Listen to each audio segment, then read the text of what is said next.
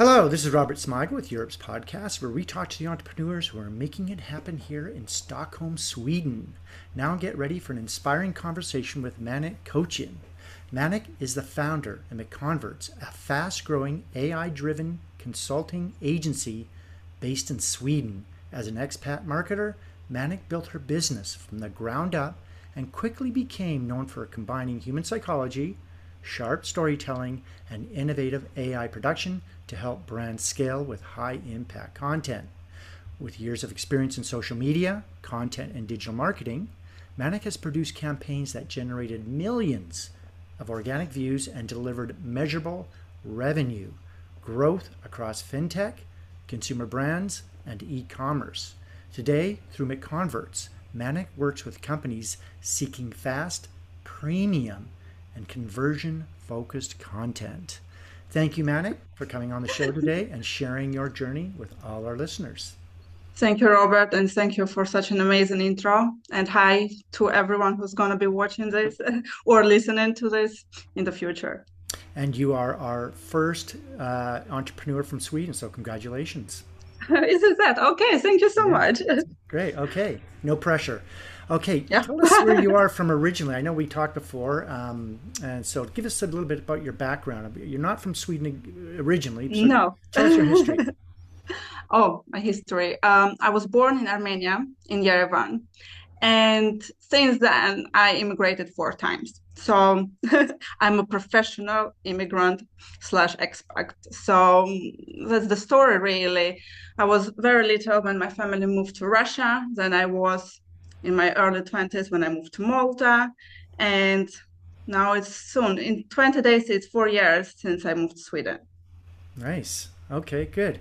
So, give us a little bit of backstory of your company. I know that you were in social media and marketing and things like that. Obviously, with AI coming up and things like that, you transitioned over and you've worked in for different industries and stuff like that. So, how did the germ of the idea and the seed kind of get started with you wanting to branch out on your own? So the story is very, very simple and very complicated in the same time. Once I moved to Sweden, I got employed, and I was a head of content in one of the biggest Swedish marketing agencies. And early on, I started to notice, that the early seeds of AI and HR and marketing were the first to start to adapt to AI. Uh, and there was a lot of talks internally when I was pushing ideas, how can we implement it, how we and our clients can benefit from it. And at some point, I think my ideas got so like bigger than what the company was believing and wanted to do at that point. And I think that was like, okay, then maybe this is time for me to, go and do it by myself. And basically that's it. I left the job, and 3 months down the line, I launched MConverts. Okay, good. Okay, now going out on your own, what really inspired you or motivated you to be an entrepreneur? You could have obviously gone to another job or something like that, but you've now started this company. So what inspired you? Said, you know what, I'm going to go it on my own. So what kind of pushed you to do that? I I don't believe much in motivation. Like if something can motivate you for a very short period of time, and then if motivation is gone, it's gone. So I don't rely on that. For me, it was that I already had the knowledge in AI space. It was pretty early on, and I could see the potential. I could already see companies in US adapting and implementing it, and that back then it was like quite early in the game, so not many people believed in it. But I just had the belief, I had the knowledge, and I was like, okay, perfect combination, let's go. And I just did it. There was mm, not a second of, okay, is it gonna work, or if it's not gonna work. It was more like I need to make it work. Okay, so you had the initiative. You thought, okay, did you have clients or anything? I didn't. I had zero clients. Besides the fact I had zero clients, I there was not one similar company back then in Stockholm. There was very, very early on, and people were very worried, scared, still scared. And I was like, I need to do this, and I will be the first one, and then other was going to follow it. What exactly happened? Okay, good. Okay, let's talk a little bit about Sweden where you live. Okay, so Yeah, you lived in different countries, Malta, you mentioned that earlier, I and things did. like that. What, as far as entrepreneurship, what makes Stockholm, Sweden special about working and living there? I mean, it's obviously you have family there and things like that, but give us some things about Sweden or Stockholm that are really helping you as an entrepreneur. Sweden is a very, very unique place, and to get it fully, you need to be here and live here and try your best to understand the culture. There is two sides of Sweden. If you look at it from a business perspective, opening a business, running a business is a very, very smooth process. I didn't need to fill in one paper manually. Everything is done in a way that anyone can become an entrepreneur tomorrow and try it out and see if it's going to work for them. So it's a very, very smooth process. From other side, the work and life balance here is very different. Um, I was used to this, hustler mentality. You need to work harder, you need to do more, you need to achieve more. And here, it's not the way people live. They have a say, everything should be lagom, not too much, not too little. So people focus a lot on the balance in their life. And I was shocked. I remember when like I just arrived and I had to pick up my son from childcare. It was around 4 o'clock, and I was like, "Oh, I'm so early today. I'm gonna, pick him up early." And when I came to childcare, it was almost empty. So people work certain amount of time, and then they take it easy. They rest, they travel, they read a book, and the culture and work and life balance here is absolutely different. And you need to learn to fit in. Okay, what's the networking situation there? Do they have a lot of events, conferences, entrepreneur type networking events, and do you attend those? Absolutely. That's one of the great things about Sweden. Anyone can find any group of people, or interest and join. There is a lot of apps as well. I think one of them is called Meetup. It's not business related so much, even though there is some groups where, people can meet and discuss business in the future. But as well, there's a lot of conferences. Sweden, I believe, is one of the tech capitals in Europe. So every weekend, every month, there is something happening here. And as well, because of the location of Stockholm, it's very easy to travel, to like Nordic countries, to Europe, and attend some big expos. So you can easily keep yourself busy here, that's for sure. Yeah, is it supportive? Do people like are very helpful, supportive? Is it like let's connect, let's partner, let's work together? Do you get that vibe? No. No. Um, but it's not because they're not friendly or they don't want to support you. Um, it's absolutely not that. It's the culture. The Swedish people in general are very, very preserved. They make two best friends from the, middle school, and that's their friends forever. And they will do business with them, they will travel with them, they will have Christmas dinners with them. And it's very difficult for someone who is coming from a different country to step in and blend in, but it's not impossible. Okay. It just requires effort. Like you need to do things to get there. And a lot of times people think that, oh, Swedish people don't want to interact or don't want to connect or don't want to collaborate. But I think 50% of the times they actually want to, but they're worried that they're gonna, get into your private space or make you uncomfortable. So these cultural things are very important in Sweden. You need to learn them, you need to adapt to them, and absolutely like you need to learn the language. So once you speak Swedish, it becomes so, so much easier. Okay. Even so, everybody speaks perfect English here. Oh, yes. Yeah. Okay. So entrepreneurs need to stay healthy mentally and physically, obviously, because you run the show, you're head of the company, it is your company. So walk us through some of your daily routines that you put in place to start during your day and keep you going. Give us a day in a life. Obviously, you have a family and things like that, but how do you take care of yourself so you stay healthy and you can continue on every single day to run your business? Yeah. I think there is two important things for anyone. First is to prioritize because there is so much info, advice, or you need to take an ice bath, you need to meditate, you need to run, you need to do this or that. And you need to prioritize what really helps you and what you really need to do, not what's trendy or not what others do. So you need to like listen to yourself, to your body, to your mental state and say, okay, these kind of activities are helping me and these are not. And second thing is that basic understanding of how habits work really helps to keep a routine together. For example, for me, it's very important to train every day. I sit a lot. I'm all constantly in a meeting, so my back hurts. It's very simple. And I struggled with it for a long time. I was like, okay, I bought a gym membership. I attended twice. I never went the third time again. And it happened over and over again until I was like, okay, what's the issue? And I was, oh, it's too far to go. I'm too tired. I don't have the energy. And then I just started to train at home. And from that day, I'm training every day, every morning for 4 years in a row. So like healthy habits to implement them in your life. First, you need to know what is healthy for you, and second, how to actually make sure that it's going to stay in your life. So for me, it's the training every morning. It's trying to eat healthy as much as possible. And the good thing about Sweden, and that helped me a lot as well, people, doesn't matter what is the weather outside, they always get out every day, even if it's raining, if it's snowing.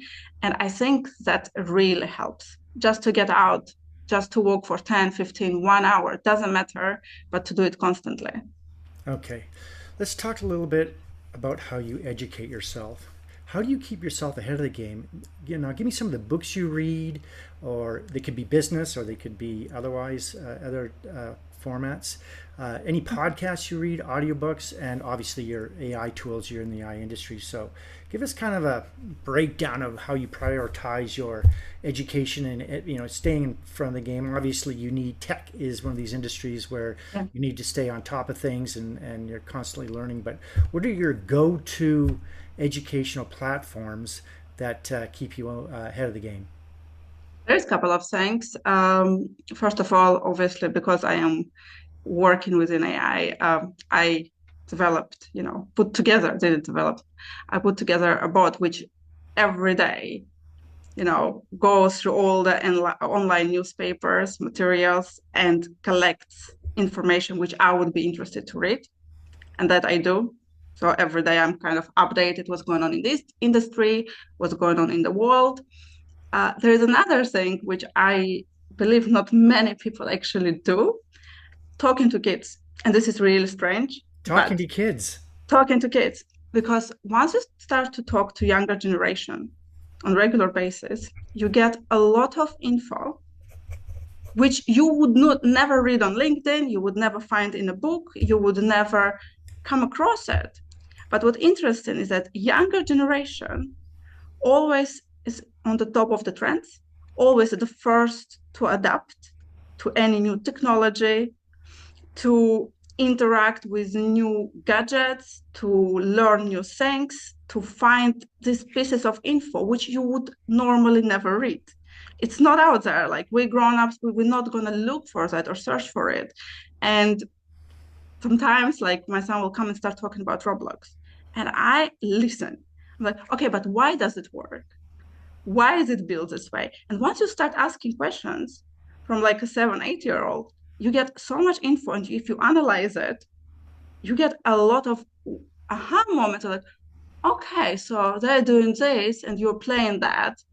It means that this kind of interaction is interesting for you. Why? And if you ask this why long enough, you get pieces of info which first are very useful just to know in general what's going on in the world, and second of all, you can adapt them and use them in your business.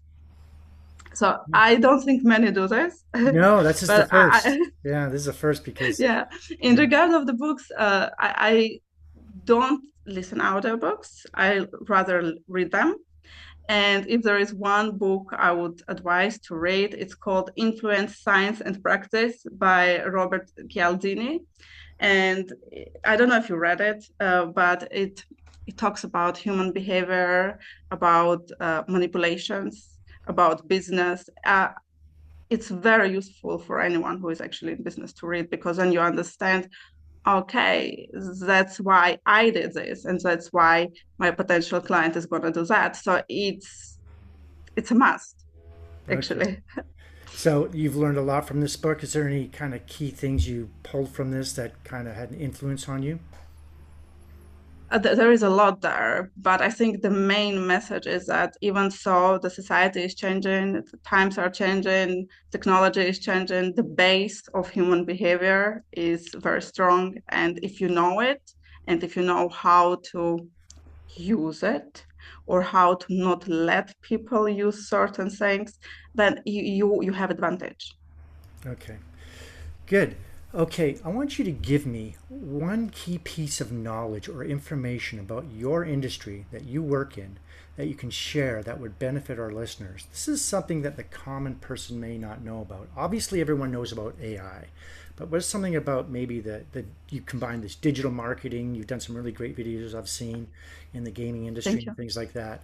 But give us something that is the common person, if you were to sit down and have coffee with someone and say, I'm in this industry and there's something, that you may not know about. This is what it is. I think there is one piece of info which many people don't know, and it's an important piece of info. So even, there is, pro AI people, anti AI, neutral, but mostly, it's black or white.